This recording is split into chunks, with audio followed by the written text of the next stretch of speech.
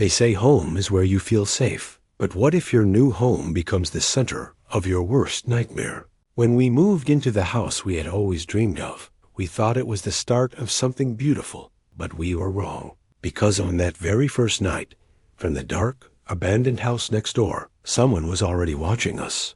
We were only 20, young and hopeful, finally moving into our first home together. Even our rescued cat, Bella, seemed to love it. At first, everything felt perfect. But the house to our right told a different story. A renovation left unfinished, its skeleton left to rot. The missing fence between our gardens meant there was nothing separating us from whatever lurked in that dark shell next door. Behind the abandoned house stood another property where a group of young men lived. We sometimes saw them cutting through the neighbor's backyard as if it was their own shortcut to the street. At first, we brushed it off. Maybe they knew the owner. Maybe they had permission. But the truth is, it always felt wrong. On our first night, we sat outside in the garden, enjoying the cool air and the stars. For a moment, it felt peaceful. Until we saw him. A man standing in a pitch-dark upstairs window of the abandoned house, staring directly at us. His face was blank. His body still. He wanted us to know he was there. At first, we told ourselves it was nothing. Just a curious neighbor. But when half an hour passed, and he never moved, never blinked, never left, the fear began to grow. The silence felt suffocating. Finally, we couldn't take it anymore. We went inside. That night was only the beginning. The following days seemed normal. I went to work while my fiancée unpacked the last of the boxes. But a few nights later, we sat in the garden again. That's when we heard it, the sound of the makeshift wooden fence being pushed aside. 3 men stood there, staring at us in silence. The youngest-looking one, maybe 29, carried a large bag. He pulled out what looked like stolen dishwasher tablets and offered them to us like it was normal. We declined, laughing nervously to mask the fear. He smiled faintly, said, "Okay," and then they left. But what terrified me wasn't what they carried. It was the way they walked into our garden, as if it already belonged to them. We thought it was a one-off incident. But it wasn't. They began slipping through more often, watching us, intimidating us with their silence. They used the abandoned house as their playground, lifting up the broken fence whenever they pleased. My fiancée and I were just 20. The thought that they might see us as easy targets haunted me. One afternoon, while I was cleaning the front room, 2 police officers entered the abandoned garden. They lifted the fence, looked around for a few minutes, then left without a word. I thought it strange, but assumed the neighbors were simply trouble. Days later, the police knocked at our door. The house behind us had been vacated, the men evicted for antisocial behavior. Relief washed over us. But it wouldn't last. One evening, as I took a bath, a loud bang shook the house. I rushed out to find my fiancée filming from the spare bedroom window. A man we had never seen before stood in the abandoned garden, pointing directly at our window.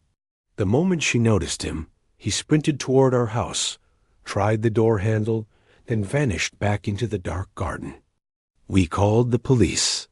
They watched the video, took our statement, and left, but we were shaken to our core. Why try our door handle? Why run into that empty house? What was he planning? That night, we realized this wasn't random intimidation. It was something more dangerous. From that night forward, we could never relax. Every sound outside made us jump. Every shadow felt like a threat. Then, one evening, as my fiancée watered the plants in the garden, a figure appeared on the other side of the missing fence, the same man from the abandoned house. He didn't speak.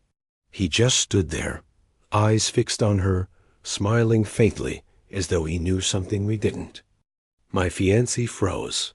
I rushed out, shouting at him to leave. He didn't move at first, only tilting his head like a predator observing its prey. Then slowly, he turned and slipped back into the shadows of the abandoned property. It felt like he was testing us, seeing how far he could push before we broke. We called the police again. They promised to patrol the area, but we knew they couldn't be there all the time. Nights became unbearable. Sometimes we'd hear footsteps in the gravel outside our window.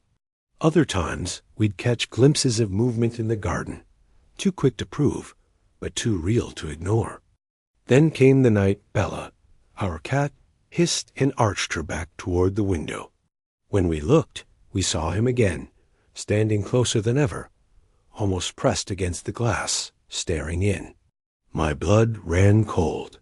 By the time I grabbed my phone to film, he was gone. That was the moment we realized this wasn't just intimidation. He wasn't trying to scare us away. He was waiting for something, watching, planning. And the worst part was, we had no idea what he truly wanted. We begged the landlord to repair the fence and secure the property next door. Days passed with no action. Every evening we felt more trapped, prisoners in the very home we had dreamed of. Even during daylight, the silence from that abandoned house weighed on us like a dark cloud. One night, while I was locking the back door, I heard the faint creak of floorboards coming from the abandoned house. The sound echoed through the still night air. I froze, holding my breath. It wasn't the sound of an empty house settling. Someone was in there. I wanted to run inside and pretend I hadn't heard it, but curiosity pulled me closer. I stepped into the garden, staring at the darkened windows. Then, in the upstairs room, a figure slowly pulled the curtain aside. Two eyes gleamed in the faint moonlight, staring straight at me. My chest tightened.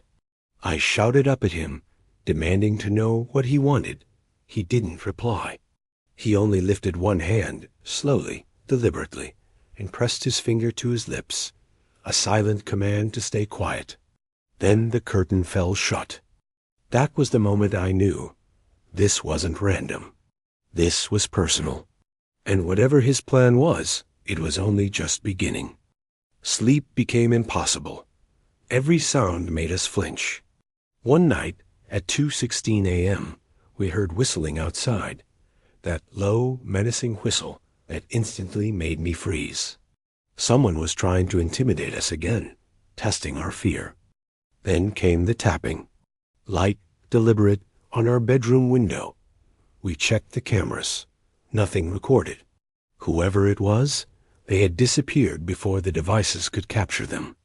The next day, we discovered our Ring doorbell had been removed and thrown on the ground. The SD card was gone. Someone had returned while we weren't home. The realization hit. They were planning something, and we were powerless to stop it. For weeks, the harassment continued. Whistling, banging, attempts to re-enter the house. We reported everything, but the police could do very little. Still, we kept recording. Every movement, every sound. It became our only defense. Then, 3 weeks later, while laughing at funny clips on our cameras, we checked the live feed and froze. A man, masked in black, hood up, arms spread wide like a grotesque imitation of a cross, stood in the garden staring at our bedroom window. We couldn't move, couldn't breathe. Our cameras weren't recording inside. He spoke, but we couldn't hear him. He then turned, walked to the other side of the street, and stayed there, silently watching our house for half an hour. Calls to the police proved useless. Staring at someone's property wasn't illegal, they said, but we knew better. Fear had become our constant companion. One night, at 2:52 a.m., a notification popped up, movement outside. 2 masked men were coming from the side, flashlights piercing our windows. One held what looked like a crowbar. They moved deliberately, checking every possible entry point. It was personal and terrifying. Days blended into nights. The same man returned repeatedly, staring, pointing, waving, shouting. Every glance sent shivers down our spines. Police reports multiplied, but the effect was the same: helplessness. Every corner of the house felt unsafe. We had to relocate cameras inside. Every recording, every precaution became a ritual. But even then, fear was constant. Whoever this was, they were patient, calculating, and as long as we lived there was no escape from their gaze. And yet, each day, they returned. Staring, whispering, testing.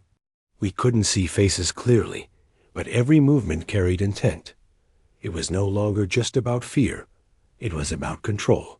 About making us feel like we never had a safe place to exist. And that, we realized, was their power. By now, even small noises sent shivers down our spines. The constant whistling, tapping, and banging made us question reality. Every creak of the floor, every rustle outside felt like a signal, a message meant only for us. We set up multiple cameras inside the house, but even that couldn't capture everything. Some nights, the figures appeared and disappeared as if by magic. Footsteps echoed without cause. Shadows moved without bodies. It was terrifying, impossible to explain. One night, a man in a black mask stood in the garden, arms spread wide, staring at our bedroom window. It was the same figure we had seen weeks ago. He spoke, but the words were muffled by the mask. His intent was clear. He wanted control, to remind us that we were never safe. The harassment escalated. Flashlights scanning our windows, shadows creeping up the walls, doors rattling. We were on edge 24/7. The psychological weight was crushing. Sleep became a memory of a safer past we no longer had. Even during the day, we felt exposed. Every passerby, every neighbor could be watching. Our world had shrunk to the interior of our house, the safety of walls that now felt fragile and thin. We tried to leave for errands, but even outside we weren't safe. Strangers would whisper phrases only Caleb could have said. It was as though he had infected the world with his obsession, and now we were trapped in a nightmare that extended beyond the walls of our home. We moved again, changed numbers, disappeared off social media. Even so, it didn't end. No matter where we went, phrases, glances, and whispers followed us. It was clear this wasn't random. It was targeted, deliberate, and relentless. One evening, at the Airbnb near the Great Lakes, the terror shifted. The house itself seemed alive with unease. Carpeted bathrooms smelled moldy, linens were stained, latches weak. It was a place that should have been relaxing, but felt like another trap. Around midnight, loud bangs shook the garage doors, 3 separate crashes that rattled the structure. We knew immediately. Someone was inside. Our worst fears were materializing. Panic spread through the group as we realized this was not a game. This was a real threat. We fled to the main house, shoving suitcases and bedding, hearts racing. Outside, a man stood behind the garage, watching, silent, unmoving. He didn't run. He just observed and vanished. The gesture cards left in both buildings were an ominous signature. We were being mocked, tested, and terrified in ways we couldn't explain.